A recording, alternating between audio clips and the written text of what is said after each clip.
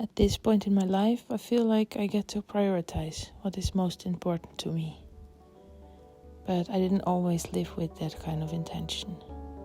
Actually, it's only about 1 year ago that I started being more mindful about my life. Let me tell you.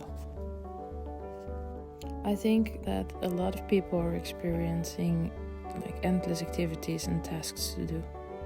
And for me, as a working mother, it was also the case. And while I think that that's a good enough reason to feel overwhelmed, it was actually my inner experience of it which made it unbearable. I was never feeling good enough and always questioning myself. It was exhausting and draining and also alienating. I didn't feel like there was any space for me in my own life. And I think in some way I kind of got attached to a version of me who got it all together but didn't actually enjoy her life that much. I remember very well when that realization sank in. We were on a hike and I remember just thinking that, this is one more thing to take off my to-do list rather than enjoying being in the mountains. So sad to think back to that. I didn't feel any joy on that experience. I only felt like, it's a good thing that we have accomplished something good for our health.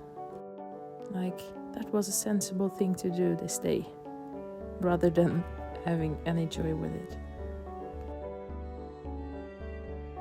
And when we came home, I realized that I couldn't keep up anymore, and I found myself so lost in my own life. I didn't recognize what was actually important to me. I had made some kind of playbook for myself, but I didn't really want to keep up with the rules anymore.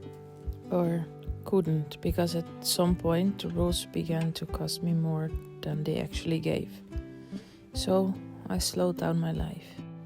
And at first that was just chaos and uncomfortable, but after a while I could notice that my values, that were the things that the playbook was mainly based on, they didn't disappear, but they softened.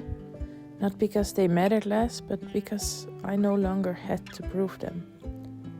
So what first felt like an obligation was now begin to feel like a form of love. The same actions, still homemade food and creativity, but now I only did it when I had space for them, and I could leave it undone when I didn't. So from the outside it might look a lot the same, but on the inside the pressure is gone. Slowing down doesn't always look like a big change.